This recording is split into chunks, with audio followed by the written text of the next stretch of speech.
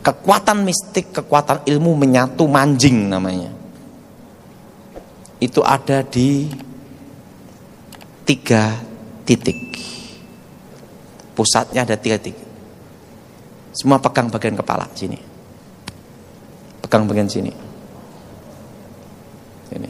1. Sini ya. Kedua pegang sini. Kiri. Bagian apa? Jantung. Perlu sudah tahu, mantra, susuk, jimat apapun itu ngikuti jalur peredaran darah. Apa saudara? Jalur peredaran apa? Ilmu kebal, ilmu jopo montro apa wae, susuk apa wae, itu ngikutin jalur peredaran darah. Pegang bagian sini. Nah, yang ketiga, pegang bagian sini. Pusere dewi aja pusere tanggane ya. Sini. Kenapa? Kekuatan mistik, kekuatan tenaga dalam, kekuatan gaib terpusat di sini. Karena dalam kepercayaan mistik, manusia sebelum lahir, janin bayi itu hidup dari pusernya. Maka kekuatannya terpusat ada di puser ini. Makanya orang Jawa kalau bayi lahir, pusernya kan ditaruh di satu tempat, betul? Nah, itu besok kita akan bahas. Jelas? Besok kita apa, saudara? Akan apa? Bahas. Pegang sini. Nah, 1, 2, mana lagi saudara? 3. Nah, kalau orang punya jimat, itu ada namanya itu rohnya tidak bisa keluar di tubuhnya. Karena namanya kesandera. Nah, cara melepaskannya, pegang bagian sini, itu saya semua. Darah Yesus. Hancurkan kutuk. Darah Yesus. Hancurkan mantra. Darah Yesus. Hancurkan jimat. Darah Yesus. Bebaskan. Demi nama Yesus, segala roh jahat keluar. Nah, saya itu pegang bagian sini. Jantung, doa, pusar. Pak, apakah harus pegang? Tidak harus. Doa tidak dibatasi ruang dan waktu. Kalau itu jarak jauh, intinya pusatkan doa di 3 titik ini untuk menghancurkan kekuatan yang menyatu namanya. Nah, biasanya setelah didoakan seperti ini, tidak lama berangkat. Jelas? Jelas? Coba sebelum pegang bagian sini. 1, 2, 3. Ini 3 titik pusat kekuatan gaib. Jelas? Jelas?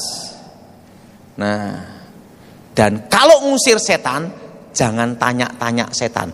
Demi nama Yesus, siapa namamu? Tukijo, setan Jawa. Ingat, setan itu penipu. Kenapa ditanyain? Waktu Yesus ada di Gerasa, siapa kamu? Legion. Arti legion itu banyak. 2.000, 4.000 sampai 6.000. Kalau Yesus ngusir setan, tanya satu-satu. Di ayat ini minimal ada 2.000 nama, betul? Yesus berkata apa? Siapa kamu? Legion. Keluar. Pindah ke babi. Kenapa pindah ke babi? Tidak ke ayam. Karena di situ yang ada babi.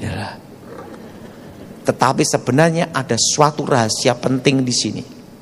Ada 2. Pertama, Yesus mengajarkan kepada murid-muridnya dan kepada kita bahwa setan betul-betul ada. Antara manusia dengan babi tidak ada hubungan. Tapi waktu roh ini masuk, babinya kerasukan, tenggelam semua. Ngerti tidak? Yesus mengajarkan kepada kita bahwa setan betul-betul ada. Jelas saudara? Yang kedua, untuk mematahkan legenda. Legenda apa? Setan takut minyak babi. Saudara,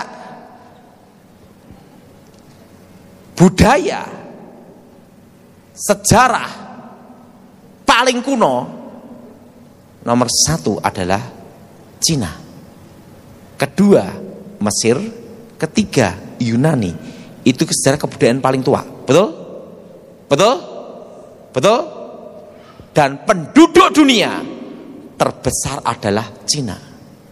Bayangin, orang Cina kumpul bersama, kencing bersama, blura banjir, saudara. Betul nggak? Penduduknya miliate, betul? Betul? Betul?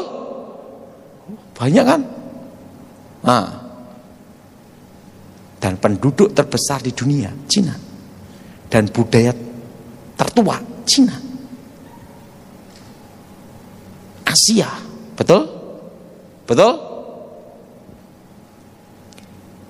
Dan kepercayaan itu ada sampai sekarang.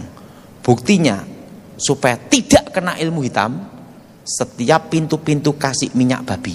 Waktu keluar kasih minyak babi, jalan-jalan jadi babi goreng, betul?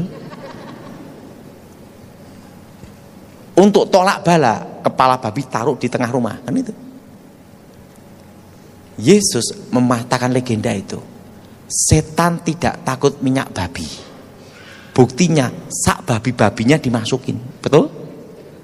Betul? Betul? Jadi setan hanya takut demi nama Yesus. Ingat ya semua, demi nama Yesus. Jadi ingat, ada 2 hal yang kita tahu. Pertama, setan betul-betul ada. Apa saudara? Percaya atau tidak, setan betul-betul ada. Yang kedua, mematahkan legenda mitos. Apa saudara? Mematahkan apa saudara? Legenda apa Jadi saudara, tidak ada hubungan minyak babi dengan ilmu hitam, tidak ada. Itu hanya sugesti. Nah, apa arti sugesti? Suatu kepercayaan yang belum tentu benar. Beda dengan iman. Iman adalah kepercayaan, keyakinan yang pasti benar. Dan iman itu dasarnya adalah harapan. Ingat semua, harapan. Apapun tantanganmu, apapun badai yang datang, apapun tekanan yang ada dalam hidupmu, yang tidak boleh hilang adalah satu, harapan. Kalau harapan itu hilang, ngalami 4S. Sedih, stres, stroke, selesai. Jelas? Ingat, saya beritahu pada saudara, seperti khotbah saya tadi pagi, tahun ini sampai tahun 2027 Indonesia akan inflasi terus. Ingat, akan apa saudara? Inflasi. Nilai rupiah turun. Harga-harga naik. Yang tidak naik satu, harga diri. Betul? Lombok berapa? Betul? Penggemar Lombok jangan dikunyah, dimut. Biar tahan lama. Di apa saudara? Dimut. Bikin teh, jangan terlalu kental-kental. Celup berapa kali supaya ada warna teh. Betul? Kedua, tulisan apa? Inflasi. Kedelai naik. Inflasi ini 5 tahun. Dimulai tahun ini. Resesi ekonomi tahun depan. Ingat saudara, krisis resesi ekonomi dimulai tahun sekarang, itu baru permulaan, start tahun ini. Makanya tahun 2020 saya di Zoom dan khotbah memberitahu supaya jangan utang bank. Karena tahun ini dan tahun depan bunga bank akan naik. Yang sudah utang, lunasi utangnya. Yang belum bisa lunasi, jangan nambah utang. Karena ini naik terus. Selama berapa lama? 5 tahun. Dan 2020 saya juga memberitahu supaya semua berkebun, kelola tanah semua. Tanah sekecil apapun gunakan. Pelihara ikan, pelihara ayam, setelah itu gunakan, maksimalkan. Yang paling tidak luas pakai polybag. Kenapa? Harga pangan akan naik. Itu 2020 sudah saya beritahu. Siapa yang pernah mendengar Zoom saya 2020 di YouTube, angkat tangan. Saya sudah beritahu supaya semua berkebun. Betul? Betul?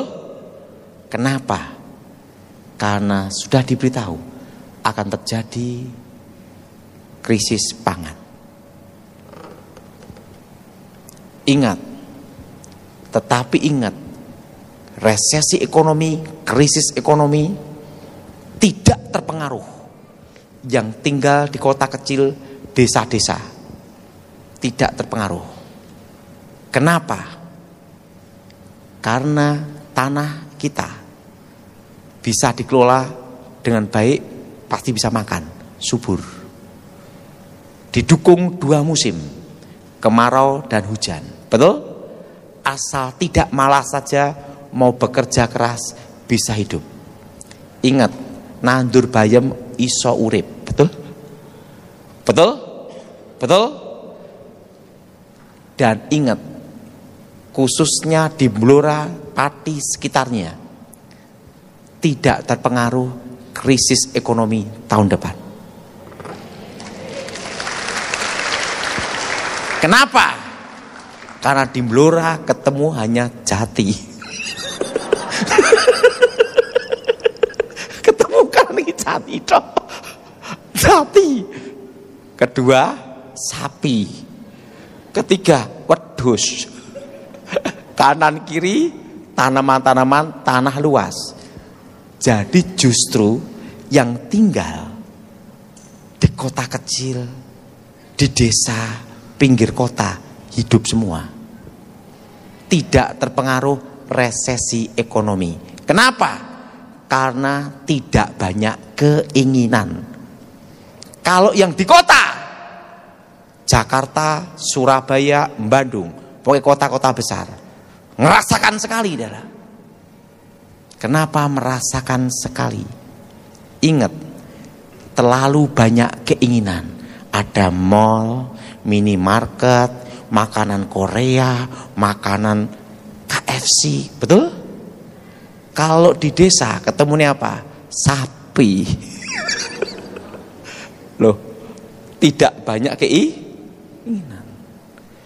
Yang bikin susah itu kalau terlalu banyak keinginan. Betul? Betul? Nah, coba. Misalnya saya sendiri. Saya kan ada di kebun. Di Solo, di rumah, kadang ke kebun. Di kebun, daerah, punya uang 1 juta. Bisa menghidupi 1 keluarga. Caranya gimana?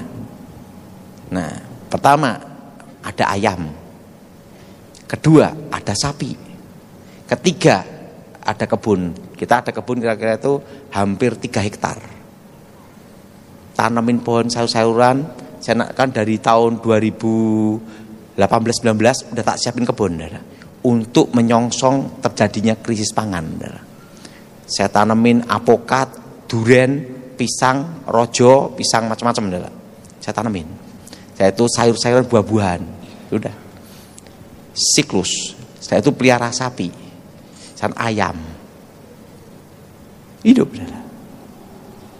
Bayam nggak usah ditanam, itu tumbuh sendiri, darah.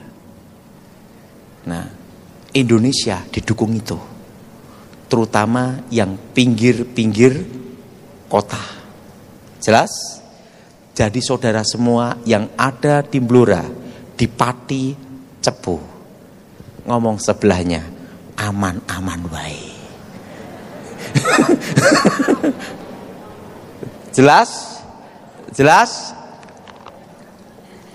Karena apa?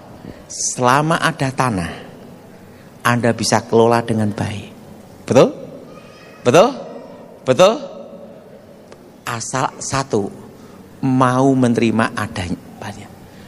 Ada satu istilah, mungkin saudara istilah ini kurang setuju, tapi saya suka hal ini, karena itu perintah komandan saya, ngomong gini, lebih baik hidup sederhana, apa adanya, dan kalau bisa pura-pura miskin. Itu paling aman. Orang rampok pun wegah, males. Betul? Betul? Yang paling sengsara kalau orang pura-pura kaya, dikejar pajak. Betul? Betul? Betul? Betul? Siapa yang setuju angkat tangan? Berarti mumet sama pajak.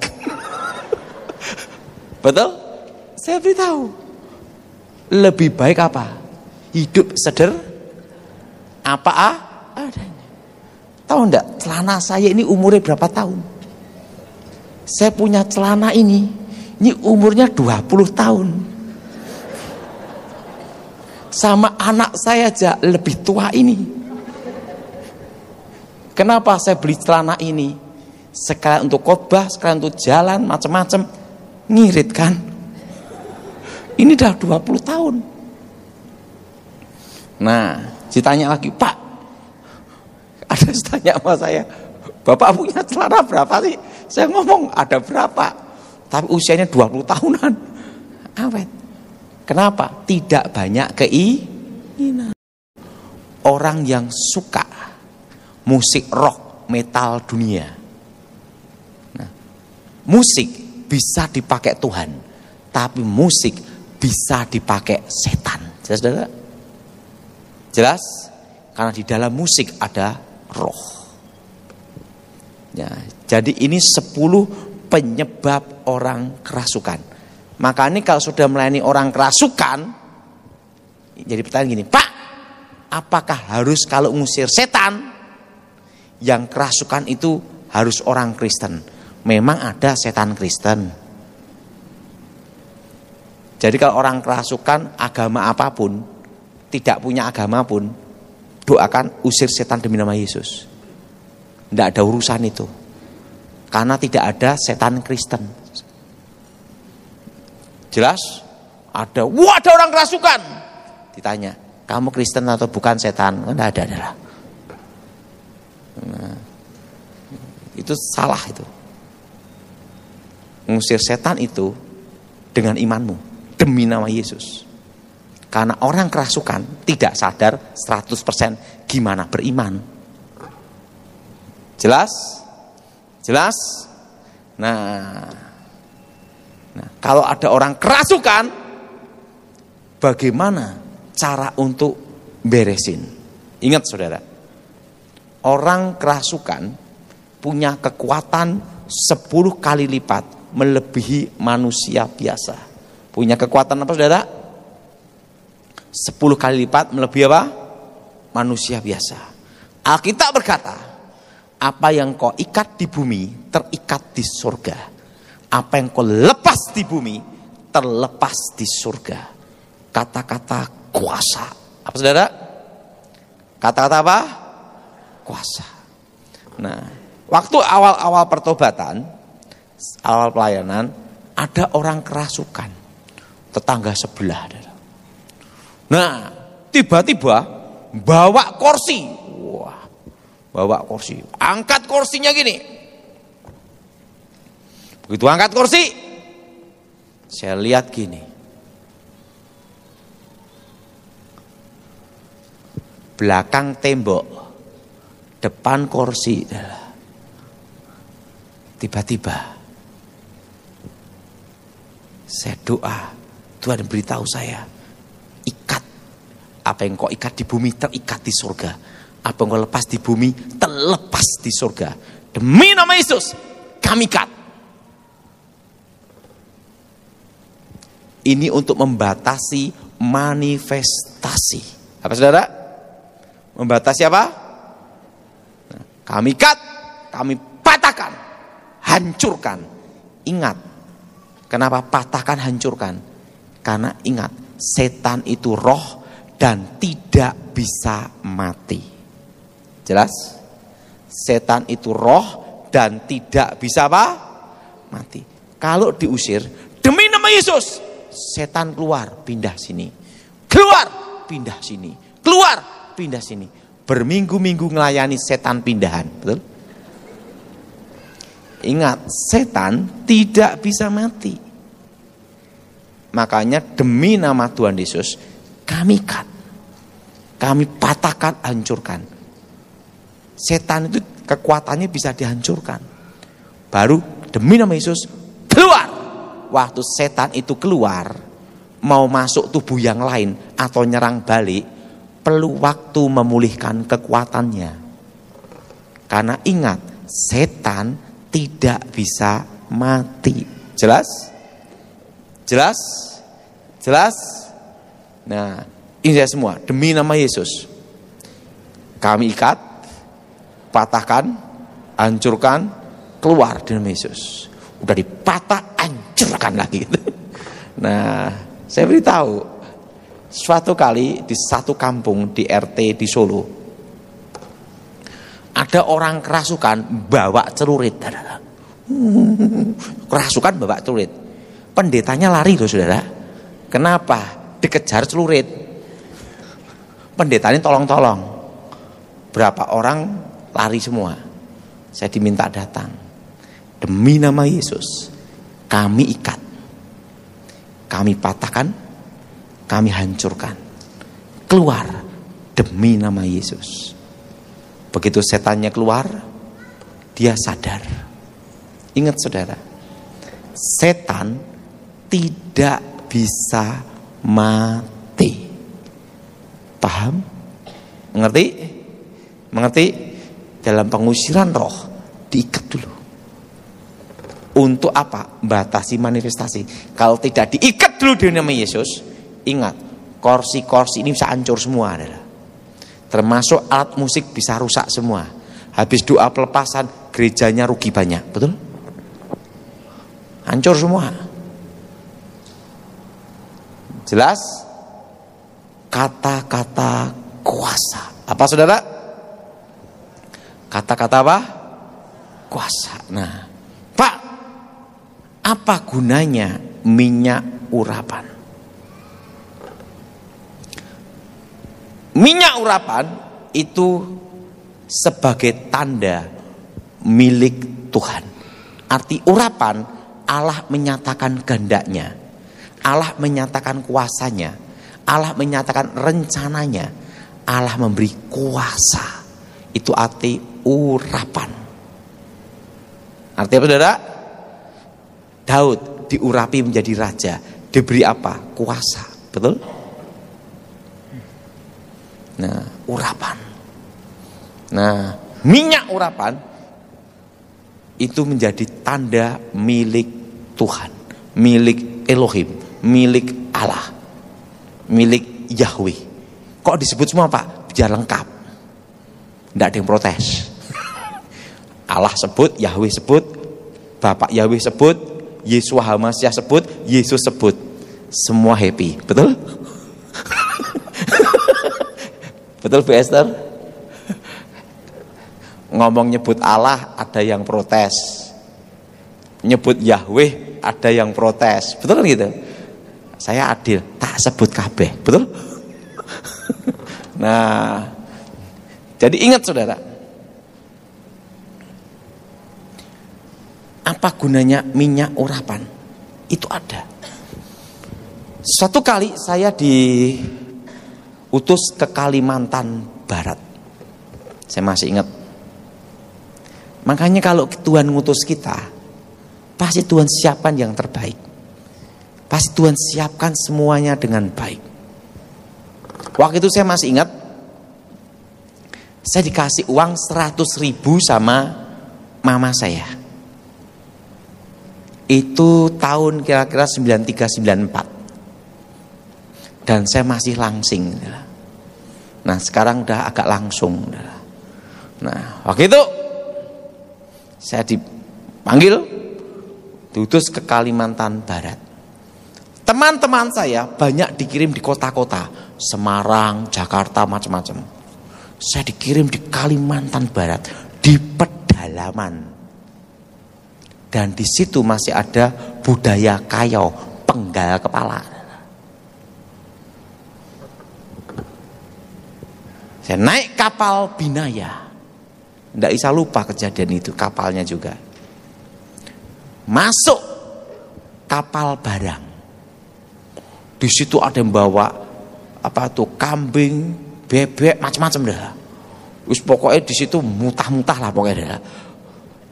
Nah, campur sama binatang, kapal barang udah. Waktu desak-desakan gitu, ada pendeta kepalanya bocor sampean, ketatap. Tuhan beritahu saya, berikan uangmu semua ke dia. Waduh, iman sih iman, Imin juga mikir, betul dah. Lah nanti aku ke Kalimantan Barat makan apa? Kan gitu dah. Tuhan, dia 50.000, saya 50.000. Adil. Tuhan ngomong tidak. Dia 75.000, saya 25.000. Tidak, waduh. Gini Tuhan, ini yang terakhir. Aku 10.000, dia 90.000. Tuhan ngomong, baiklah. Gak ngerti ada. 10.000 doa ini. Kipi uripmu nanti. Tapi saya taat. Walaupun ngerundel. Orang taat pasti setia. Orang setia belum tentu taat loh. Betul? Udah. Saya ngomong sama Pak Pendeta. Pak Pendeta, ada berkat untuk Bapak 90.000. Dia tumpang tas saya. Haleluya. Hatiku senep. Ingku uripku piye kira hidupmu ning Kalimantan Barat piye gitu loh. Tapi saya udahlah karena Tuhan yang suruh. Dijemput naik truk dari Pontianak ke Singkawang. Wah, tak pikir saya kan tinggal di gereja di kota Singkawang, kota kecil. Enggak, dikirim ke Sanggoledo, masuk lagi Bengkayang, Sejaru, Sinapit, masuk pedalaman, 1 malam jalan kaki. Waduh, sengsara. Di situ rumahnya masih di pohon-pohon, dan ada rumah juga di panggung-panggung gitu, dah, di tanah ada panggung gini. Nah, saya masih ingat hari itu kebaktian. Saya memimpin pujian, saya yang khotbah, saya yang ngedang kantong lektor. Karena jemaatnya satu, dari saya kembali ke saya. Jemaatnya satu toh. Itu di Kalimantan. Jemaatnya satu toh. Saya doa. Pintu gereja saya kasih minyak urapan. Minyak urapan itu yang penting lahir dari iman. Dari iman kembali iman. Tidak harus pendetanya siapa. Kita adalah imamat rajani. Amin. Engkau sendiri pun bisa berdoa untuk minyak urapan. Minyak urapan itu minyak zaitun atau minyak goreng yang baru yang belum dipakai. Tapi penting imanmu. Sebagai tanda milik Tuhan. Saya olesi minyak itu setiap pintu-pintu. Setiap pintu-pintu ini saya olesi minyak itu demi nama Yesus. Nah, setelah olesi pintu, minyak itu demi nama Yesus. Setiap pintu ini adalah sudah toh? Setiap pintu saya olesi demi nama Yesus. Setelah itu malamnya ada yang ngirim, saudara. Wah, udah hidup susah dikirim setan lagi, saudara. Saya lihat mando terbang. Itu mandaunya mau masuk tempat saya menginap, tidak bisa. Minyak urapan itu berubah jadi api, nyala-nyala. Tidak bisa. Saya doa, demi nama Yesus, setan keluar. Mandonya jatuh. Dan mandonya jatuh, pagi-pagi saya bangun. Oh, ada orang Dayak dari Kalimantan ngomong ini. Padahal gimana ilmu Dayak? Saya ngomong sama dia, itu mainan saya waktu SD. Main SD main santet, saudara. Saya dari kecil kan main ilmu hitam dulu. Nah, udah lah. Udah. Saya itu hari kedua kirim lagi, guci-guci terbang semua. Saya doa, saya lihat minyak orang itu berubah jadi api semua, membentengi tempat itu. Makanya minyak urapan itu perlu untuk rumah saudara, sebagai tanda milik Tuhan, milik Elohim, milik Allah, milik Yahweh. Sebut semua lengkap, betul? Dan apa yang terjadi? Saya doa demi nama Yesus, guci-guci jatuh semua. Hari Minggunya tiba-tiba banyak yang datang. Saya kira kebaktian, nggak taunya mau perang. Bila ada mangkok merah berjalan, itu artinya perang. Mereka datang senjata lengkap semua, kepala adat, kepala suku, kayak mando gini. Tatap saya, wis hidupku susah kok ditatap, saudara. Jemaat satu doang, saya tatap dia, tatap-tatapan. Saya doa demi nama Yesus, setan keluar. Kepala adat, kepala sukunya roboh. Begitu roboh, satu kampung itu gini semua, bertobat hari itu juga. Apa yang terjadi? Pagi saya makan babi hutan, siang kancil, malam rusa. Pokoknya setiap hari itu makan itu terus. Kenapa? Kepala suku, kepala adat kalah, bertobat. Jadi buruan yang pertama yang makan saya dulu. Dan apa yang terjadi? Di sana tidak ada mall, tidak ada minimarket, tidak ada toko. 10.000-nya tetap utuh. Karena tidak ada toko, tidak ada minimarket, wong di tengah hutan lah. 1 bulan. Nah, setelah 1 bulan, saya ditelepon. Wow, udah telepon toh. Ditelepon dari Singkawang, beritahu semua yang praktek suruh pulang. Langsung saya dipanggil, karena waktu itu saya tidak bawa impun. Zaman dulu kan susah nyari impun, hanya telepon dari gereja ke gereja. Langsung saya ada yang datang beritahu saya, jalan kaki dia juga. Udah selesai pelayananmu, saya pulang. Saya sampai ke Solo, uang 10.000 itu utuh. Artinya apa? Tuhan tahu apa yang saudara perlu. Karena waktu di hutan tidak perlu yang namanya duit. Wong itu saya sampai nyari ikan di sungai kecil-kecil. Nah, di situ saya baru mengerti bahwa sama Tuhan itu taat saja, walaupun tidak mengerti. Jelas? Jelas? Saudara, tentang corona, sing wedi mati dhisik. Saya kasih tahu, saya itu ditakuti cepat mati. Kenapa? Orang pada ngumpet, saya ke Palu, ke Makassar, naik pesawat, jalan mobil, Jakarta Bali, Jakarta Surabaya, ya pelayanan. Dan zaman sekarang yang paling sakti itu orang batuk bubar. Betul? Ini disebut pelindungan Tuhan. Suatu kali saya diminta jemaat di rumah sakit, ruang gawat darurat katanya, mau dibawa UGD. Oke, saya doa. Kok jemaatnya kok pakai gini gitu lah. Buka aja, tidak apa-apa. Saya juga buka gini, saya doain, haleluya Yesus, haleluya. Itu tahun lalu bulan Juli, haleluya Yesus, haleluya. Tiba-tiba saya datangin pakai baju putih-putih itu. Pak. Ini kena corona, mau dibawa ke ventilator. Lah saya udah gini toh. Dicek lagi. Pak Daud masuk karantina. Loh, kok masuk?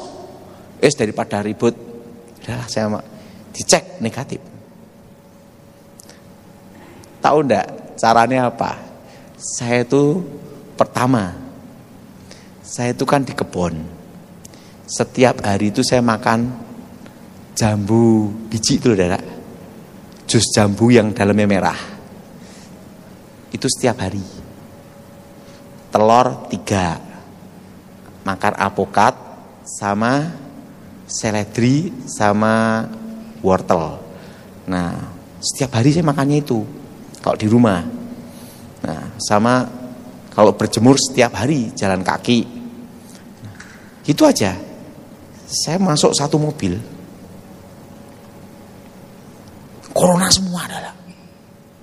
Saya sendiri tes sama teman satu, negatif tetap. Nah, kadang itu ada jemaat yang aneh, saudara. Dia datang, Pak, saya minta doa, Pak. Tak doain, haleluya Yesus. Selesai doa toh, dia ngomong, Pak, saya kena corona. Iya.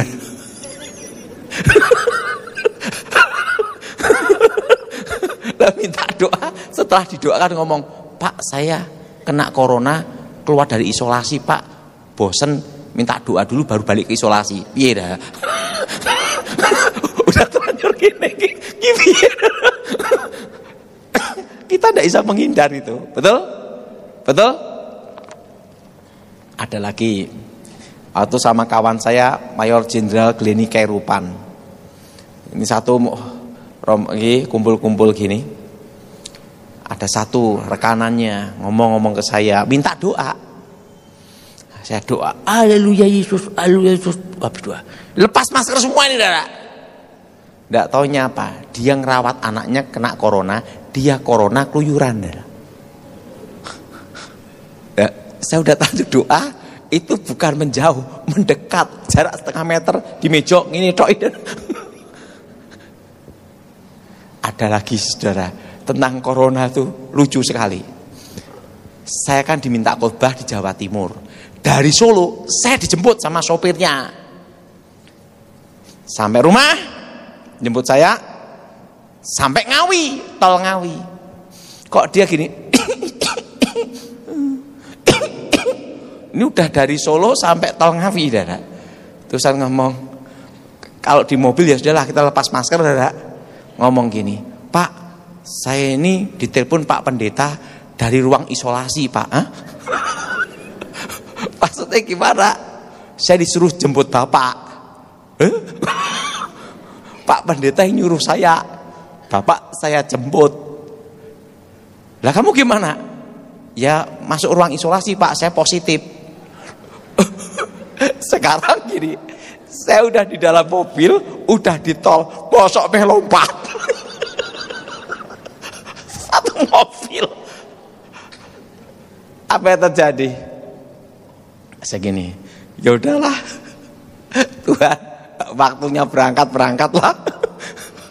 Sekarang udah terlanjur satu mobil masuk tol, masuk omel lompat tuh lah.